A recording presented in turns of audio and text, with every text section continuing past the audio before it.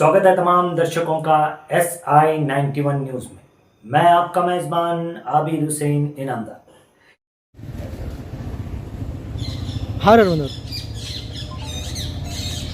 ಈಗ ನಡೆದಿರತಕ್ಕಂಥ ಮುಂಗಾರು ಅಧಿವೇಶನದಲ್ಲಿ ಇತ್ತೀಚೆಗೆ ವೈದ್ಯಕೀಯ ಶಿಕ್ಷಣ ಸಚಿವರಾಗಿರ್ತಕ್ಕಂಥ ಶರಣಪ್ರಕಾಶ್ ಪಾಟೀಲ್ ಅವರು ರಾಜ್ಯದ 4 ಜಿಲ್ಲೆಗಳಲ್ಲಿ ಸರ್ಕಾರಿ ವೈದ್ಯಕೀಯ ಮಹಾವಿದ್ಯಾಲಯವನ್ನು ಪ್ರಾರಂಭಿಸುತ್ತೆ ತಿಳ್ಕೊಂಡು ಹೇಳಿ ಅಧಿವೇಶನದಲ್ಲಿ ಚರ್ಚೆ ಮಾಡ್ಯಾರ. ಅದರಲ್ಲಿ ಕೊಪ್ಪಳ, ಬಾಗಲಕೋಟೆ, ವಿಜಯಪುರ ಮತ್ತು ತುಮಕೂರು 4 ಕಡೆ ಇವರು ಸರ್ಕಾರಿ ವೈದ್ಯಕೀಯ ಮಹಾವಿದ್ಯಾಲಯ ಪ್ರಾರಂಭ ಮಾಡ್ತೀವಿ ಅಂತ ಹೇಳಿದ್ರು. ಅದರಲ್ಲಿ ವಿಜಯಪುರ ಮತ್ತು ತುಮಕೂರು ಅನ್ನೋದ ಎರಡು ಖಾಸಗಿ ಸಹಭಾಗಿತ್ವದಲ್ಲಿ ಮಾಡ್ತೀವಿ ಅಂತ ಹೇಳ್ತಾರೆ. ಮತ್ತು ಖಾಸಗಿ ಸಹಭಾಗಿತ್ವದಲ್ಲಿ ಯಾಕೆ ಮಾಡೋ ಉದ್ದೇಶ ಏನಿದು? 2 ಕಡೆ ಬಾಗಲಕೋಟೆ, ಕೊಪ್ಪಳ ಸರ್ಕಾರಿ ಸಂಪೂರ್ಣ ಸರ್ಕಾರದ ಒಂದು ಅಧೀನದಲ್ಲಿ ನಡೆಸ್ತೇವೆ ಮತ್ತು ವಿಜಯಪುರ ಮತ್ತು ತುಮಕೂರಲ್ಲಿ ಮಾತ್ರ ಖಾಸಗಿ ಸಹಭಾಗಿತ್ವ ನಡೆಸ್ತೇವೆ ಅಂತ ಹೇಳ್ತೀರಿ. ಮತ್ತು ಖಾಸಗಿ ಸಹಭಾಗಿತ್ವ ನಡೆಸೋದ್ರ ಸರ್ಕಾರದ ಉದ್ದೇಶ ಏನಿದು? ಆ ರೀತಿ ಮಾಡೋದು ನಾವು ಸಂಪೂರ್ಣ ಇದಕ್ಕೆ ವಿರೋಧ ವ್ಯಕ್ತಪಡಿಸ್ತೇವೆ. ಇದು ಮತ್ತೆ ಮಾಡೋದು ಯಾರಿಗಪ್ಪ ಅಂದ್ರೆ ನಾವು ಖಾಸಗಿ ಮಹಾವಿದ್ಯಾಲಯಗಳಿಗೆ ಅನುಕೂಲ ಮಾಡಿಕೊಟ್ಟಂಗೆ, ಮತ್ತು ಏನೋ ತುಪ್ಪ ಎಲ್ಲಿ ಚೆಲ್ತು ಅಂದಾಗ ಹುಗ್ಗೆಗೆ ಚೆಲ್ತು ಅಂದಂಗೆ ಅವರಿಗೆ ಲಾಭ ಮಾಡಿಕೊಡಾಕತ್ತೀರಿ ನೀವು. ಮತ್ತು ಈ ಉದ್ದೇಶ ಮಾಡೋದಂದ್ರೆ ಸರ್ಕಾರಿ ತೆಗೆದು ಅವಶ್ಯಕತೆ ಏನು? ಸರ್ಕಾರನ ಪದಕ್ಕೆ ಅರ್ಥನೇ ಇಲ್ಲ. ಈಗ ರಾಜ್ಯದಲ್ಲಿ ನಮ್ಮ ಸಾಕಷ್ಟು ವಿಜಯಪುರ ಜಿಲ್ಲೆನೇ ಇವತ್ತು ಪ್ರತಿಭಾವಂತ ವಿದ್ಯಾರ್ಥಿಗಳದಾರ, ಹೆಚ್ಚು ಅಂಕ ತೊಗೊಂಡವ್ರದಾರ, ಬಡ ವಿದ್ಯಾರ್ಥಿಗಳು. ಅವರಿಗೂ ಕೂಡ ಆಶಾಭಾವನೆ ಇರ್ತದೆ ನಾವು ಮೆಡಿಕಲ್ ಓದ್ಬೇಕಂತೇಳಿ. ಮತ್ತು ನೀವು ಖಾಸಗಿ ಸಹಭಾಗಿತ್ವದಲ್ಲಿ ಮಾಡೋದಾದ್ರೆ ಅವರು ಮತ್ತು ಕೋಟ್ಯಾಂತರ ಇವತ್ತು ದುಡ್ಡು ತೊಗೊಂಡೇ ಮಾಡ್ತಾರೆ. ಅವ್ರು ಯಾಕೆ ಹಂಗೆ ತೊಗೊಳಂಗಿಲ್ಲ ಪೋಸ್ಟ. ಮತ್ತು ಬಡ ವಿದ್ಯಾರ್ಥಿಗಳಿಗೆ ಮತ್ತೆ ಅನ್ಯಾಯ ಆಗೋದಿದು. ಆ ಉದ್ದೇಶಕ್ಕೆ ಇದನ್ನು ಖಾಸಗಿ ಶಿಕ್ಷಣ ಸಂಸ್ಥೆಗೆ ಜೋಡಿಸೋದು ಬೇಡ, ಸಂಪೂರ್ಣ ಸರ್ಕಾರದ ಒಂದು ಸ್ವಾಯತ್ತದಲ್ಲೇ ವೈದ್ಯಕೀಯ ಮಾಧ್ಯಮ ನಡೆಸುವಂಥದ್ದಾಗಬೇಕು. ಈ ನಿರ್ಣಯ ತೊಗೊಂಡಿದ್ದೇನದ ಸರ್ಕಾರ ತಪ್ಪದ. ನಮ್ಮ ಜಿಲ್ಲೆಯಲ್ಲಿ ಸುಮಾರು 2 ಸಚಿವರದಾರ, ಅದರಲ್ಲಿ ಒಬ್ಬರು ದೊಡ್ಡ ಸಂಸ್ಥೆ ಅದ, ಶಿಕ್ಷಣ ಸಂಸ್ಥೆ, ವೈದ್ಯಕೀಯ ಶಿಕ್ಷಣ ಸಂಸ್ಥೆ.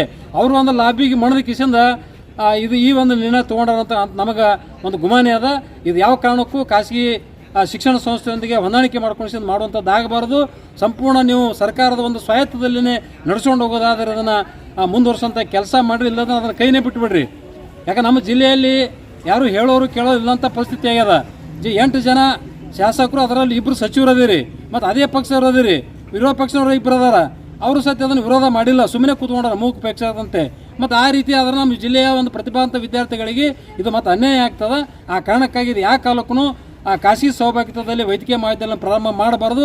ನಿಮಗೆ ನಮ್ಮ ವಿಜಯಪುರ ಜಿಲ್ಲೆಯ ಆ ಜನರ ಬಗ್ಗೆ ಕಳಕಳಿ ಇತ್ತಪ್ಪ ಅಂದ್ರೆ ಸಂಪೂರ್ಣ ಸರ್ಕಾರದ ಒಂದು ಸ್ವಾಮ್ಯದಲ್ಲೇ ವೈದ್ಯಕೀಯ ಮಹಾವಿದ್ಯಾಲಯ ನಡೆಸುವಂಥದ್ದಾಗಬೇಕು. ಒಂದು ವೇಳೆ ನೀವು ಮಾಡಿದ್ದೆ ತೀರ್ಮಾನ ಅಂತಿಮ ತಿಳ್ಕೊಂಡು ಹೇಳಿ ಮತ್ತೆ ಖಾಸಗಿ ಜೊತೆ ಹೊಂದಾಣಿಕೆ ಮಾಡ್ಕೊಂಡ್ರೆ ನಾವು ಅಖಂಡ ಕರ್ನಾಟಕ ರೈತ ವತಿಯಿಂದ ಉಗ್ರವಾದಂಥ ಹೋರಾಟವನ್ನು ನಾವು ಮಾಡಬೇಕಾಗುತ್ತೆ ತಿಳ್ಕೊಂಡು ಎಚ್ಚರಿಕೆಯನ್ನು ಕೊಡ್ತಾ ಇದ್ದೇವೆ.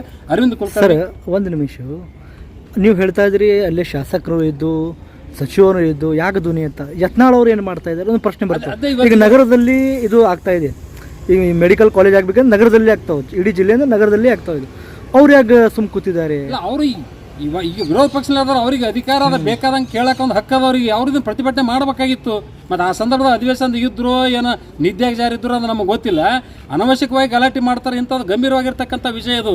ವಿಜಯಪುರ ಜಿಲ್ಲೆಯಾದ್ಯಂತ ಸಂಪೂರ್ಣ ಮೊದಲಿಂದಲೂ ಒಂದು ಸರ್ಕಾರಿ ವೈದ್ಯಕೀಯ ಮಹಾವಿದ್ಯಾಲಯ ಪ್ರಾರಂಭ ಮಾಡ್ಬೇಕಂತ ತಿಳ್ಕೊಂಡು ಸಾಕಷ್ಟು ಸಂಘಟನೆಗಳು ಇದಕ್ಕೆ ಒತ್ತಾಯ ಮಾಡಿದ್ರು. ಆರು ಒಂದು ಅಧಿವೇಶನದಲ್ಲಿ ಒಂದು ವೈದ್ಯಕೀಯ ಶಿಕ್ಷಣ ಸಚಿವರು ಪ್ರಸ್ತಾಪ ಮಾಡ್ಯಾರ.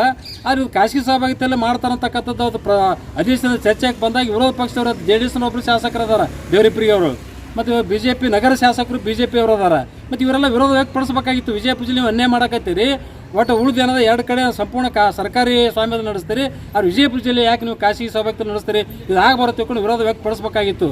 ಇದು ಯಾಕೆ ಮಾಡಿದ್ರು ದುರ್ದೈವದ. ಒಟ್ಟಾರೆ ನಮ್ಮ ಜಿಲ್ಲೆಯ ಜನಸಾಮಾನ್ಯ ಒಂದು ದುರ್ದೈವತ ನಾವು ಸದ್ಯ ಹೇಳ್ಬೋದು. ಇಲ್ಲ, ಯಾಕಂದ್ರೆ ಅವ್ರೇನು ಹೊಂದಾಣಿಕೆ ಅದನ್ನು ಒಳಗಿಂದ ಹೊಂದಾಣಿಕೆ ಇದರಲ್ಲಿ ಸುಮ್ಮ ಕೂತಿದ್ದಾರೆ. ಅಲ್ಲ, ಹೊಂದಾಣಿಕೆ ಇರ್ಬೋದು, ಮತ್ತು ಹೊಂದಾಣಿಕೆ ಇದ್ದಲ್ಲಿ ಸುಮ್ಮನೆ ಕೊಡ್ತಾರೆ ಅವರು. ಯಾಕೆ ಹೊಂದಾಣಿಕೆ ಇರ್ಲಿಕ್ಕಂದ್ರೆ ಅವ್ರು ವಿರೋಧ ವ್ಯಕ್ತಪಡಿಸ್ತಿದ್ರು. ಅವ್ರು ಹೊಂದಾಣಿಕೆ ಮಾಡ್ಕೊಂಡಿಕ್ಕೆ ಈ ಪರಿಸ್ಥಿತಿ ಆಗ್ಯದ. ವಿರೋಧ ಪಕ್ಷ ಅಂದ್ರೆ ಕೇವಲ ಇದು ಹೆಸರಿಗೆ ಮಾತ್ರ ಆಗ್ಯದ. ಆದ್ರೆ ಎಲ್ಲಿ ಅನ್ಯಾಯ ಆಗ್ತದೆ ಅದನ್ನು ಪ್ರತಿಭಟಿಸುವಂಥದ್ದು ವಿರೋಧ ಪಕ್ಷ. ಸಂವಿಧಾನದಲ್ಲಿ ವಿರೋಧ ಪಕ್ಷ ಇಟ್ಟಿದ್ದ ಕಾರಣ ಏನು? ಆಡಳಿತ ಪಕ್ಷದವರು ಎಲ್ಲಿ ಹೆಜ್ಜೆ ತಪ್ಪಿದ್ರಂದ್ರೆ ಜನಸಾಮಾನ್ಯರನ್ನು ವಿರೋಧವಾಗಿ ನಿರ್ಣಯ ತಗೊಂಡ್ಕೊಂಡು ಅದನ್ನು ಪ್ರತಿಭಟನೆ ಮಾಡೋ ಸಲುವಾಗಿನೇ ಸಂವಿಧಾನದ ವಿರೋಧ ಪಕ್ಷ ತಿಟ್ಟಾರ. ಮತ್ತು ಏನು ಅನ್ಯಾಯ ಆದರೂ ಸುಮ್ಮನೆ ಕೊಡ್ತಾ. ಮತ್ತು ವಿರೋಧ ಪಕ್ಷ ನಾಯಕರು ಯಾಕೆ ಬೇಕು? ಇವೆಲ್ಲ ಅವಶ್ಯಕತೆ ಏನಿದೆ ಇವ್ರದ್ದು? ಮತ್ತು ಇದೆಲ್ಲ ಅನ್ಯಾಯ ಮಾಡೋದಾಗ್ತದೆ ಇವರೇ ಕೂತ್ಕೊಂಡು. ಅದಕ್ಕೆ ಇದನ್ನು ವಿರೋಧ ವ್ಯಕ್ತಪಡಿಸಿ ಯಾವುದೇ ಕಾರಣಕ್ಕೂ ಖಾಸಗಿ ಸಹಭಾಗಿತ್ವದಲ್ಲಿ ವೈದ್ಯಕೀಯ ಮಹಾವಿದ್ಯಾಲಯವನ್ನು ಆಗಬಾರ್ದು ತಿಳ್ಕೊಂಡೇಳಿ ಇವತ್ತು ವಿರೋಧ ಪಕ್ಷ ಶಾಸಕರು ಕೂಡ ಇದನ್ನು ಧ್ವನಿ ಎತ್ತಬೇಕಂತ ನಾ ಈ ಸಂದರ್ಭದಲ್ಲಿ ಒತ್ತಾಯಪಡಿಸ್ತೇನೆ. ಸರ್, ಇನ್ನೊಂದು, ಬಿಜಾಪುರ ಯಾಕೆ PPP ಮಾಡ್ತೇನೆ ಅನ್ನಕತ್ತಾರ ಅವರು? ಬಾಗಲಕೋಟೆ ಮತ್ತು ಗೌರ್ಮೆಂಟ್ ಮಾಡ್ತೇನೆ ಅನ್ನಕತ್ತಾರ, ಬಿಜಾಪುರ್ಗೆ ಯಾಕೆ? ಅಲ್ಲಿ ಜನ ಒದೆಯವ್ರು ಅದಾರ. ಇಲ್ಲಿ ಯಾರು ಕೇಳೋರು ಇಲ್ಲ ಜಿಲ್ಲಾದಾಗ. ಇಲ್ಲಿ ಹೆಚ್ಚಿಗೆ ಮಾರ ಒದಿತಾರೆ, ಹಾಕೊಂಡು ಹೊಡಿತಾರೆ ಅವ್ರು. ನಮ್ಮ ಜಿಲ್ಲೆಯವರಪ್ಪ ಅಂತಂದ್ರೆ ಸಮಾಧಾನ ಬಂದಿದ್ದು. ಯಾಕಂದ್ರೆ ಶರಣ ನಾಡು ಅವ್ರು ಏನು ಯಾಕೆ ಮಾಡೋಲಪ್ಪ ಅಂದ್ರೆ ಆಕಳ ಸ್ವಭಾವದವ್ರು ಬೇಕಾದ ಮಾಡೋಲಕ್ಕ ಸುಮ್ಮನೆ ಎತ್ಬಿಡ್ದು. ಬೇಕಾದಷ್ಟು ಅನ್ಯಾಯ ಆದರೂ ಕೂಡ ಇಲ್ಲಿ ಯಾರು ಕೇಳೋಂಗಿಲ್ಲ.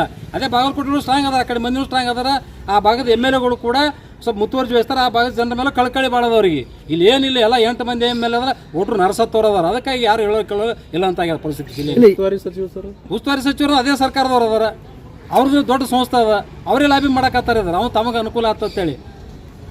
ಇದು ಬಡ್ರಿಗೆ ಏನೇ ಮಾಡ್ದಂಗಿದೆ. ಮತ್ತೆ ಬಡ ವಿದ್ಯಾರ್ಥಿಗಳಿಗೆ ಇವತ್ತು ಸಾಕಷ್ಟು ಕಲ್ತವ್ರು ಅದಾರ. ಇಲ್ಲಿ ನೋಡ್ರಿ, ನೀವು ಹೆಂಗೆ ಅಂದೆ ಸಚಿವರು ಅವ್ರಿಗೆ ಪಕ್ಷದಿಂದ ಅದಾರ, ಮತ್ತೆ ಉಳ್ಕಿ ಶಾಸಕರು ಅದಾರಲ್ಲ, ನಗರ ಶಾಸಕರು ಅದಾರಲ್ಲ, ಅವರು BJP ಅವರು ಅದಾರ. ಅವ್ರಿಗೆ ವಿರೋಧ ಬೇಕು. ಅದೇ ಹೇಳಿದಲ್ಲ, ವಿರೋಧ ಪಕ್ಷ ಇದ್ದವ್ರಿಗೆ ನಿಮಗೆ ಏನಾಗ್ಯದನು, ನಿಮಗೇನು ನಿದ್ದೆ ಮಾಡಕತ್ತೀರಿ ಹೆಂಗು?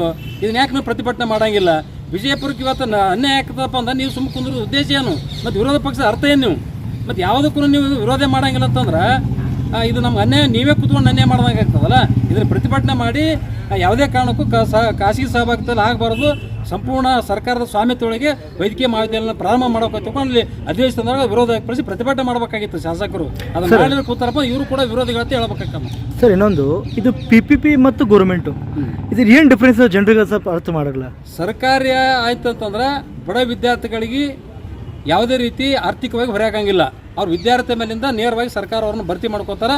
ಹೆಚ್ಚಿಗೆ ಹಣ ಅವರಿಗೆ ಅವಶ್ಯಕತೆ ಬೆಳಂಗಿಲ್ಲ. ಖಾಸಗಿ ಅಂತಂದ್ರೆ ಅವ್ರು ಯಾರು ಹೇಳೋರು ಕೇಳೋ ತಮ್ಮ ಮನಸ್ಸಿಗೆ ಬಂದಂಗೆ ಕೋಟಿ ಇಟ್ಲೆ ಅವ್ರು ಡೊನೇಷನ್ ಕೇಳ್ತಾರೆ ಅವರು. ಮತ್ತು ಕೋಟಿ ಇಟ್ಟರೆ ರೊಕ್ಕ ಕೊಡೋಕೆ ಹೆಂಗೆ ಆಗ್ತದೆ ಪ್ರತಿಭಾವಂತ ವಿದ್ಯಾರ್ಥಿಗಳಿಗೆ? ಆಗಂಗಿಲ್ಲ. ಆ ಕಾರಣಕ್ಕಾಗಿ ಅದನ್ನು ನಾವು ವಿರೋಧ ವ್ಯಕ್ತಪಡಿಸ್ತೀವಿ. ಅವ್ರಿಗೆ ಏನಾಗಬೇಕಾಗ್ಯದ ಲಾಬಿ ಮಾಡಕತ್ತಾರ ಅವರು. ನಮ್ಮ ಸಂಸ್ಥೆ ಒಳಗೆ ಕೊಡ್ರಿ ಇದನ್ನು ಜಾಯಿಂಟ್ ಮಾಡ್ರಿ ತಿಳ್ಕೊಂಡು ಅಂದ್ರೆ ಕೋಟಿ ಇಟ್ಟು ರೊಕ್ಕ ಎತ್ತಾಕ ಸುಲಿಲಕ್ಕೆ ಇದೊಂದು ಮಾರ್ಗ ಮಾಡ್ಕೊಂಡ. ಇಲ್ಲಿ ಯಾರು ಸಂಸ್ಥೆ ಇರೋದು? ಏನು ನಮ್ಮ ಜಿಲ್ಲಾ ಉಸ್ತುವಾರಿ ಸಚಿವರಿಗೆ ದೊಡ್ಡ ಸಂಸ್ಥೆ ಅದಲ್ಲ, ಯಾವ್ದು BLDನೇ ಅದಲ್ಲ. ಅವ್ರಿಗೆ ಲಾಭ ಮಾಡಕ್ಕೆ ಅವರು ತಮ್ಮ ಲಾಭ ಇದು ಸ್ವಹಿತಾಸಕ್ತಿಗೋಸ್ಕರ ಇದನ್ನ ಈ ರೀತಿ ಆಟ ಮಾಡಕತ್ತಾರ. ಈಗ ಮುಂದೆ ಏನು ಸರ್ ಹೇಳು? ಖಾಸಗಿ ಸಹಭಾಗಿತ್ವದಲ್ಲಿ ಇವ್ರು ಮಾಡಿದ್ದೇ ನಿಜ ಅಂತಂದ್ರೆ ನಾವು ಉಗ್ರ ಹೋರಾಟ ಮಾಡ್ಬೇಕಾಗ್ತದೆ ಜಿಲ್ಲೆ. ಇಲ್ಲ, ಯಾರು ಶಾಸಕರ ಮನೆ ಮುಂದೆ ಮಾಡ್ತೀರಿ ಅಥವಾ ಉಸ್ತುವಾರಿ ಮನೆ ಮಾಡ್ತೀರಿ? ಎಲ್ಲಿ ಮುಂದೆ ಸರ್ಕಾರ ವಿರುದ್ಧ ಮಾಡ್ತೀರಿ. ಅದು ಯಾವ ತನ ಅದು ಸರ್ಕಾರಿ ಆಗೋದಿಲ್ಲ, ಆ ತನ ನಿಮ್ಮ ಹೋರಾಟ ಆಯ್ತು. ತಮ್ಮ ಹೆಸರು ಹೇಳಿ ಸರ್. ಅರವಿಂದ್ ಕುಲಕರ್ಣಿ, ಅಖಂಡ ಕಾಂಗ್ರೆಸ್ ರಾಜ್ಯ ಕಾರ್ಯದರ್ಶಿ. Okay sir, thank you.